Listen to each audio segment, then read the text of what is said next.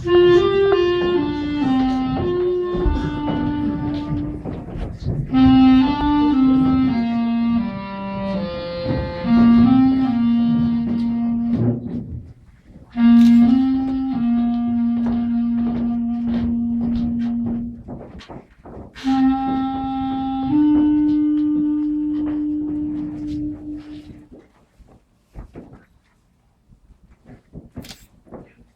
večer. A vás si chci všechny přivítat a poděkovat, že jste přišli, což je hrozně milý. A ještě trošku dnešnímu večeru, protože bude rozdělený tak trošku netradičně na dvě poloviny. První půlka je věnovaná Petrovi, který vlastně je taková zakladatelská dobrá duše toho, že jsme tady vůbec zašli číst v divadle. A on nám zdrhnul. On se prostě rozhodl, že půjde do Santiago de Compostela. A vyrazil před, jak je tam napsáno, zhruba před 17 měsíci ze Dvora Králového. A ještě druhý den si to doputoval do Santiago de Compostela, jak byl rozběhnutý, tak se mu už nechtělo zastavit. Tak šel dál a dál, až došel do Itálie.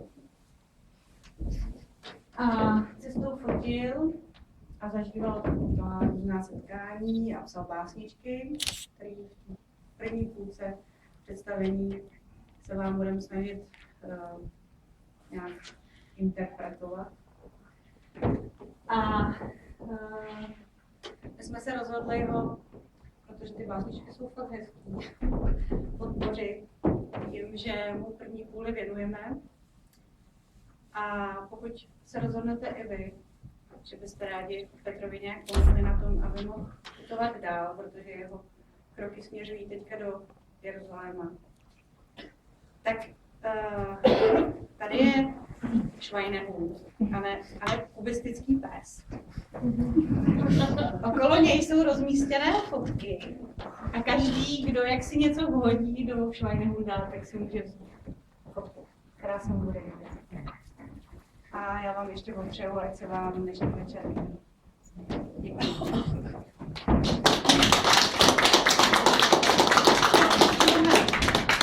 Ještě moment, jo, já tak jako jak v té televizi vždycky ty lidi, když někdo něco natáčí, třeba pro ČT1 tam chodí a zdraví maminku, jo. Tak moje maminka má dneska narozeniny. A já bych teda si dovolila jí pozdravit, ještě jí dám kytku.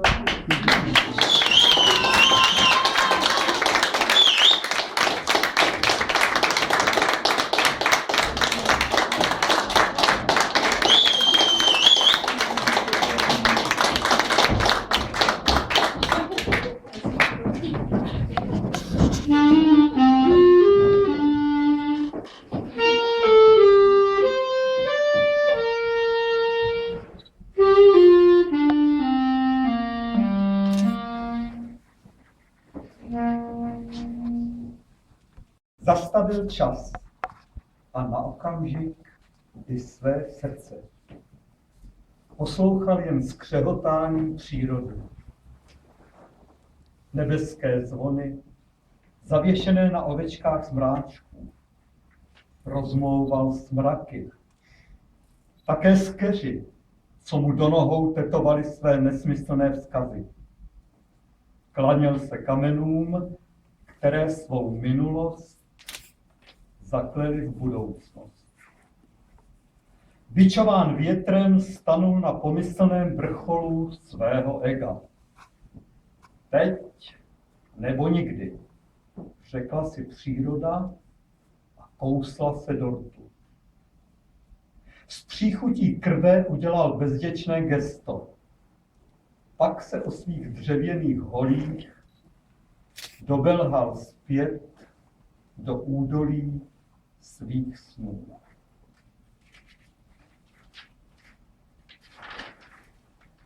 Modlitba pro lásku. Včera na kolenou, dnes ústraní. Jen tak tiše a šťastně posedávat s pocitem smutných na víčkách. Ctím lásku, dávat i brát, bez soudu. V místě dětské nevinnosti hraju na fujaru, o lásce, kterou svět viděl vlastně ji stále má v rukách, očích, dlaních, srdcích. Jenom cítit, byť na vteřinu vánek ve vlasech, chuť na špičce jazyku, drobnou vibraci srdeční chlopně. Miluj a přijímej. Nenáviď a dávej. Láska, taková spanilá, a její hebké doteky malujíc obrazce pro zamodřeném nebeském oceánu, pln ozvěn tvých vzdechů. Krájej přítomnost a neboj se vteřiny, zatni nůž lásky ještě hlouběji a otoč třeba o 90 stupňů. Nikdo, nikdy, nikde nemůže vyrvat ze spárů sluhů to, co je cítit na konečcích konců.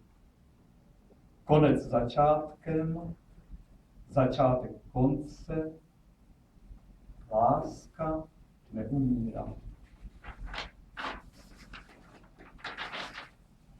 Konverzace s hlubinou. Oblečen ve své nahotě do pěny bouřlivého příboje, zakřičel prázdné nic. Moře odpovědělo s dunivě modrou příchutí své vše.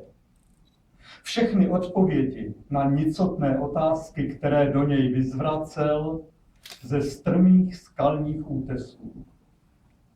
Spojen zrníčky písků, sleptán slunečními paprstky, se pomalu od nohou začal rozpouštět ve slaném nálevu, kterému člověk naivně říká moře.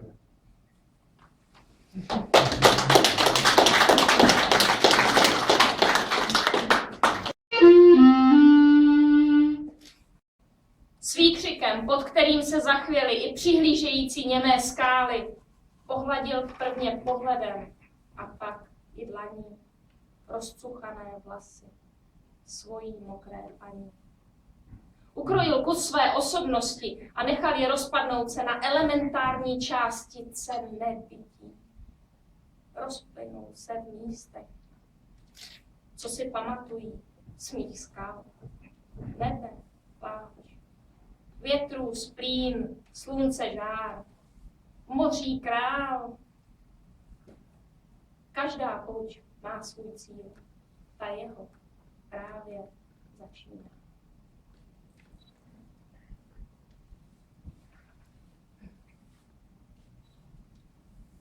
Nahá pravda. Kapka v moři, korálový útes, on a on. Na obláskové pláži slunce ve své nahotě rozprašuje kapičky úsměvů a hradskové se tomu všemu smějí, když křídly mávají na pozdrav mravencům. Dění tohoto roku zdá se mi poněkud podivné.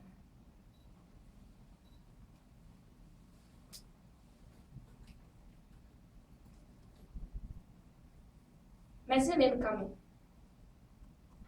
Po prastarých stezkách hnál stádo svých imaginárních myšlenek na pastu blíže k nebesům. Krok za krokem s vytrvalostí lidského býka dosáhl orgasmu bytí a zaklepal na nebeskou bránu. Zrovna nemohli najít klíč.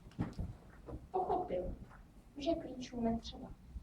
V labirintu vlastního srdce cítil vzkaz vytetovaný do kamenné zdi.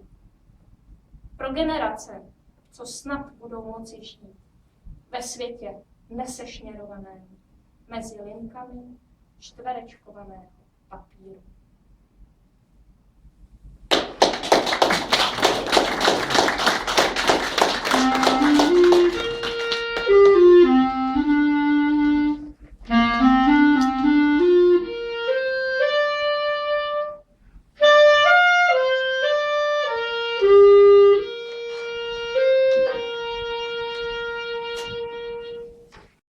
Kapka na tváři, však ne slza, jen hvězda z ranního kurobění přišla políbit nový den. Mlha. Duše skondenzovaná do vodních par stoupá ve spirálách marnotratnosti modravým dálávám. Těch 21 gramů lásky zoufale vyjící na měsíc, kde korálky, 50, možná víc, rozehráli prapodivný kulečník s danou daností, bez úchylných štědrostí, vím. Hledat odpuštění na poušti mezi zrnky písku, či slámou pomočenou starou stračenu. Podivné panoptikum postavených planet po příjezdu prvního, posledního piráta na pouti.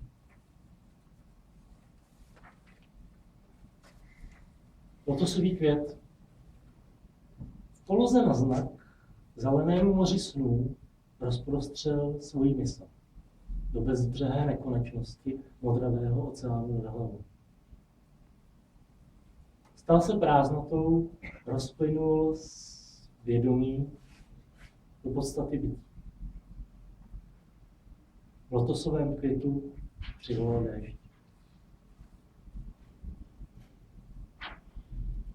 Letokruhy. Pasáček hvězd ostřím svého pohledu zkontroloval stádečko a popřál dobrou noc. Na místech, kde historie vetkaná do letokruhů statných pánů rozhodl dopsat kapitolu jejich příběhu. Do nedobytné banky svého mraveniště ukládá 13 vzpomínek, jenž utvořili malý svět. Do kůry emocí, zaryté nehty, zbytky dětských nemocí, sůl do očí, zbortěné harfy bez strun naladil frekvenci tepovou svého srdce. Usíná sám.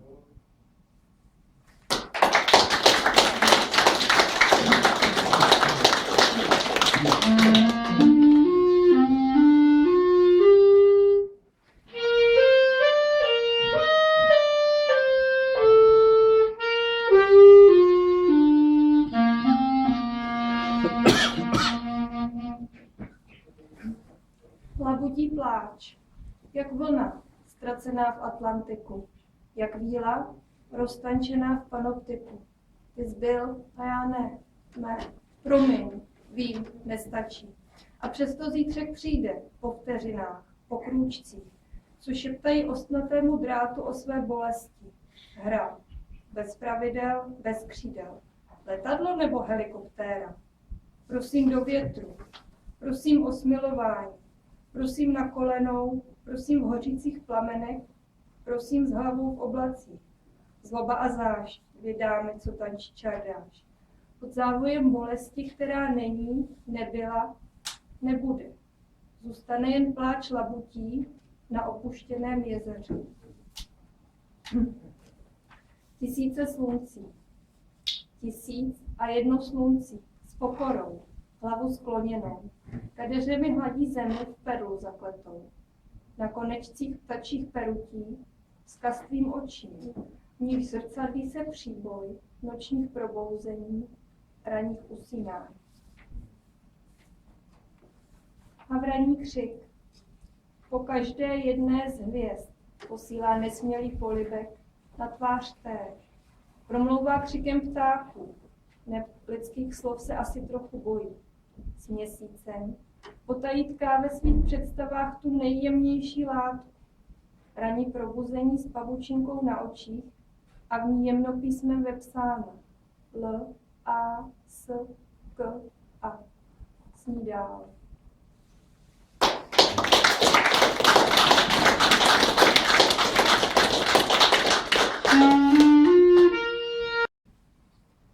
Teď, právě teď, můžeme každý proud dál po vlnách nekonečných oceánů života.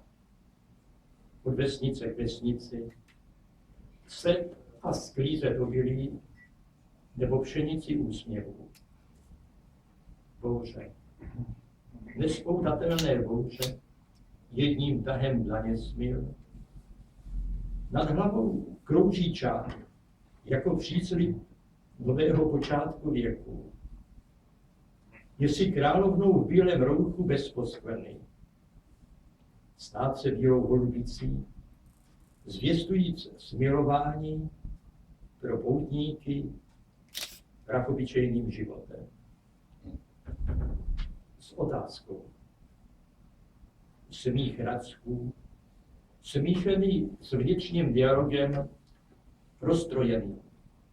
Vlevo, uprostřed, vpravo. Stojí na oltáři nepravdy a vyměňují si nechápavé pohledy. Nad kapličkou se stmívá. S úsměvem, který nemá pranic společného s pohodou, to jen příroda. Upustila kapku lehtivého moku. A tak nezbývá, než věřit v sílu dobra nad zločinností. 3. Proč právě 3?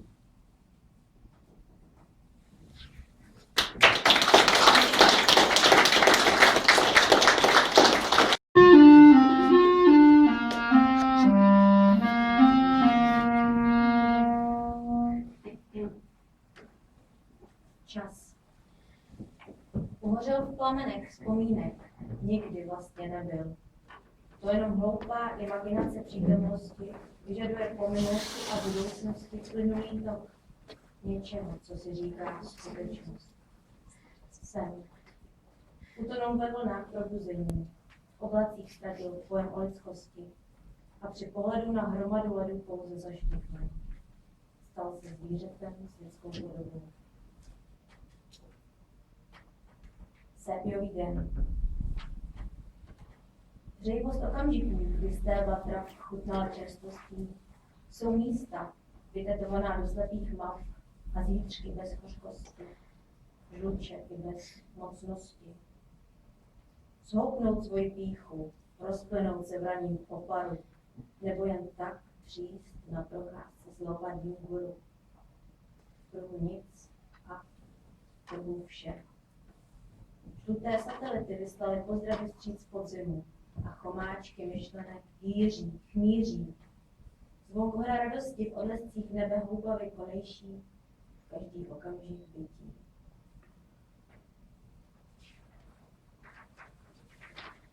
Ztrácením lodí. Ve chvílích, kdy slyším upadnout každou vlastní myšlenku, se zastavím. Ještě pozorněji poslouchám ticho. Ohnu chrbát, napnu sval.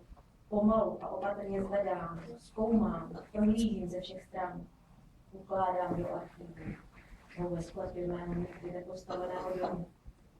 Prázdně polknu při pohledu na měsíc, co zmizel za branou do prázdna. Nelze zastavit pohyb. Snad je možná pozorovat. Být pozorován z okna světelného domu, kde lampa signalizuje ztraceným lidí cestu domů.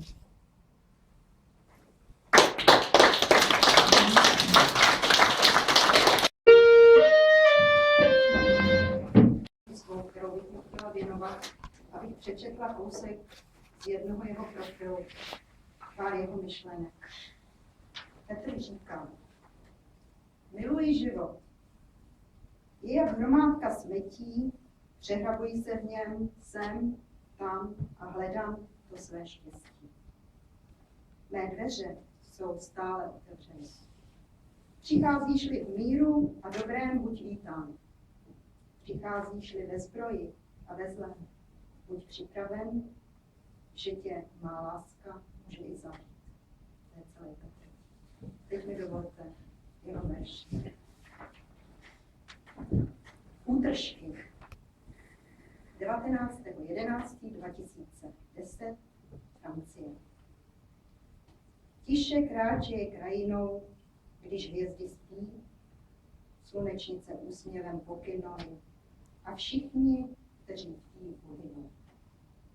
Apokalypsa se nekoná, ne teď, tak proč pchát? Avšak dál, tam za oponou, je někdo věčný pánem. Všichni vědí, jak s pokorou si v klidu tady hrát a kde je člověk. Ten zazkouší nějakou blbost na zeď srážku s krajem psát. Byl tulák, co kráčel krajinou, políbil kopretinu jedinou, uvadlou, k zemi skloněnou. Tam, kde sova své hnízdo má, odnes peřinu vychutnou. Byla holčička, pro ní tahle básnička, aby její úsměv jak slunko vždycky září. Vždyť pro dušičku dětskou nesluší se chmurám šanci dát. 18.5.2011 Španělsko. Lidská duše na cáry ve větru povlává. Hřích si s ní pohrává, s životem pohrává. Slza v úplníku rozdává štěstí mlčícím kamenům. Lásky není, nikdy nebylo, a přesto všichni milují.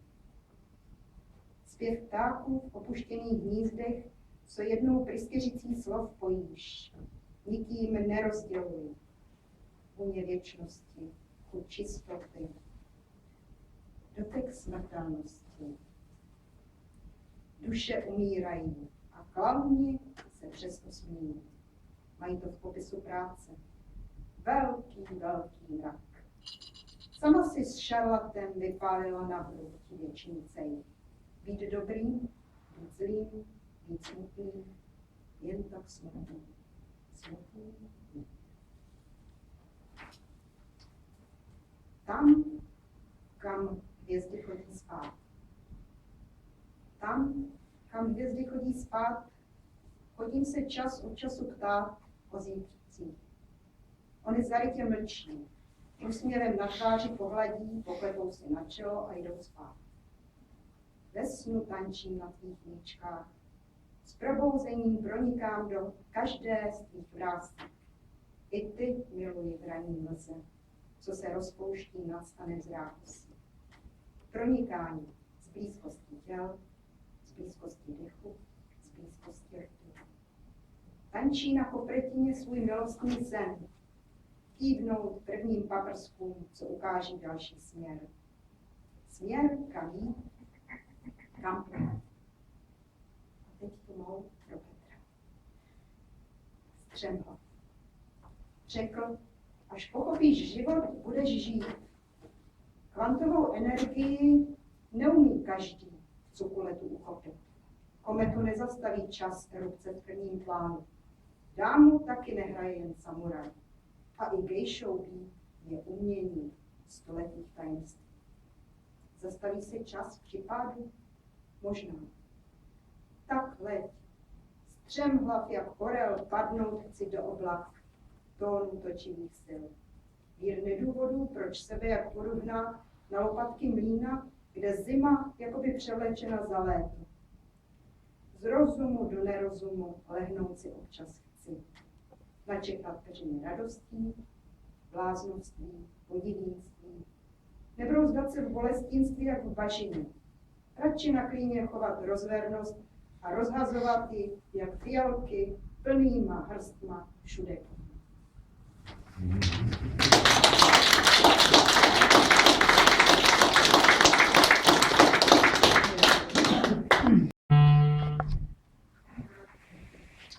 Já bych téhle básnice taky chtěla předat jednu vzpomínku na Petra, a to, když jsme spolu byli ve Barech na festivalu, ale strávili jsme spolu jeden den, což je vždycky s Petrem takový hodně intenzivní a hádáme se asi tak zhruba do 3 do rána.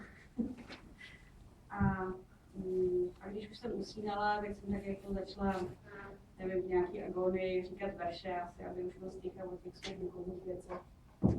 A on je zapisoval. A z toho vznikla tato básně. Být. V prachu stříbrného plátna zrcadlená bolest z minulých životů. Trik s příjezdem lokomotivy, kdy vlak výjíždí do karavány svět. S panikou vyběhnout nahý na most přes minulost. Na závodním okruhu jediného dne prožít extázi dní. Hadí pramen, stékajíc po kapkách, kdy měsíc couvaje oblohou uzemněn tvojí dlaní, podlaze vlastního uvědomění. Čas pozastavený, kolonádě nahých sloupů, jenž odměřují světlostínem chvění našich srdcí. Dům rozesmátý v tanečním tempu, hoří minulostí, nad ránem, přítomnost. Být.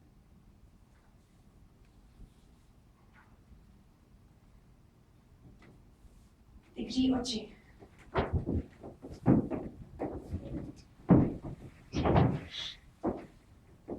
Ve světle pouličních lamp, kdy šakaly vylézají z děr a pijí na měsíc, co visí v úplňku na jinak prázdné obloze. Pozoruji tikot vlastního srdce. Cítím stále stejný teplý dech na kůži zvětralé prachem cest. Dotekem, byť imaginárně konstruovaný, posunout křivku anekdoty o kousek výš. Nebo fraška bez pointy. Tak jako flaška bez špuntu. Jak napsat milostnou báseň ze 3 slov? Ptám se vlastní tvodomyslnosti. To, co možná z jejich zbytků roztroušených po polích kolem rajské zahrady.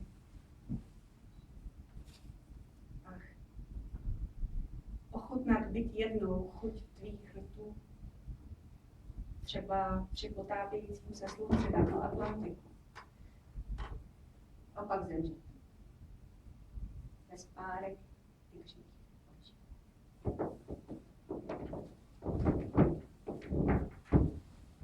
Procházková, to je moje, taky věnovaná Petrovi. To jsem jeden z těch dnů, kdy se najednou ozval a zavolal, mám lístky do divadla. Procházková. Vznáším se, potok mezi jehličí a je mi koloraturně. Špičky hladí zem, zakázaný dotek kruhu v kaludích. Kontur šeptá svůj obehraný sen.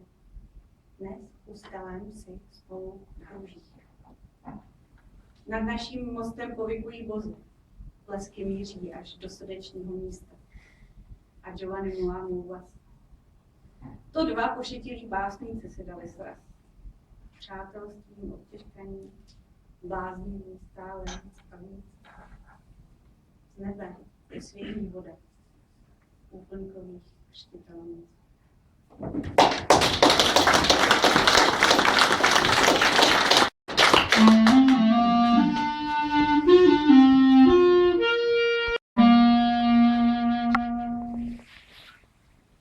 Stalo se.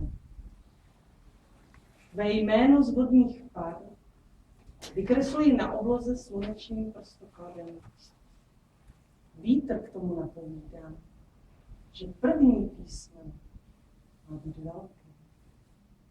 Stala si se stínem, co provází mě poutí, snem, dnem i nocí, světlem či tmou.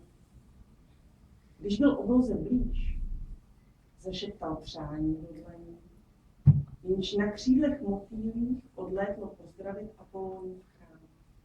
Znést se výš a výš. Stala si se noční oblohou, kde pouze tvé oči pro mne září, když tělo k zemi znavený ukládá.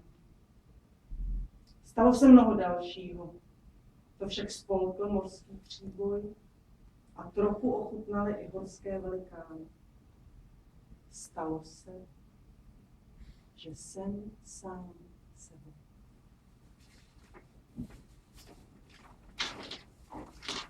Srdcem zvonu. Pohlédl nekonečnosti do očí. Nelekl se. Slušně pozdravil. S otázkou na rtech a srdcem na dlani vytesal do skal své poznání. Co je smysl našeho bytí? Staň se strážcem hvězd na místě, kde srdce zvonu klíč ukrývá. Stanout nahý pod klenbou vlastních vin, v duchu vyslovovat přání a prstem rozsvěcovat každou z milionů hvězd. Stal se malířem svých vlastních souhvězdí. A první, které vytvořil, byla láska. A třetí. Vás požádám trochu o schovívavost, páč je to krásněná melodie. A chtěla bych ji svým způsobem jim věnovat svojí kamarádce, která minulý pondělí tragicky zahynula a dneska měla pohřeb, já jsem se ho nemohla díky tomuhle zúčastnit. Takže je to i trochu pro ní.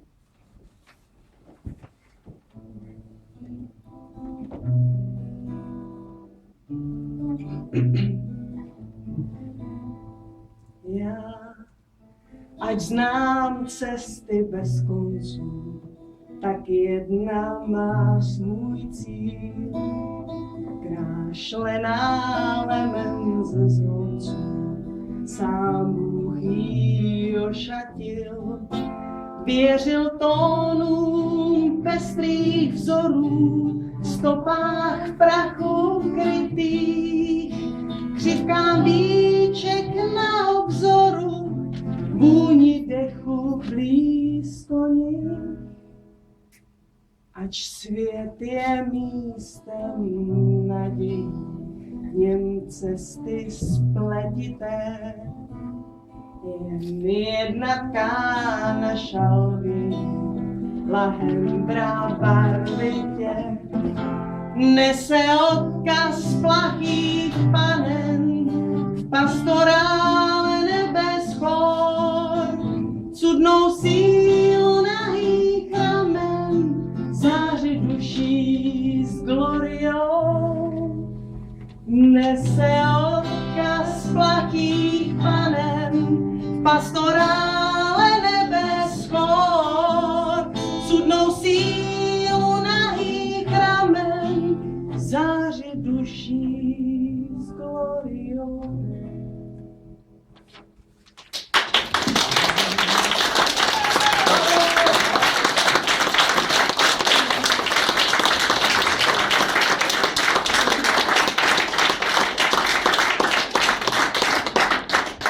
Teď bude přestávka, nebudeme zamykat, tak neutečte.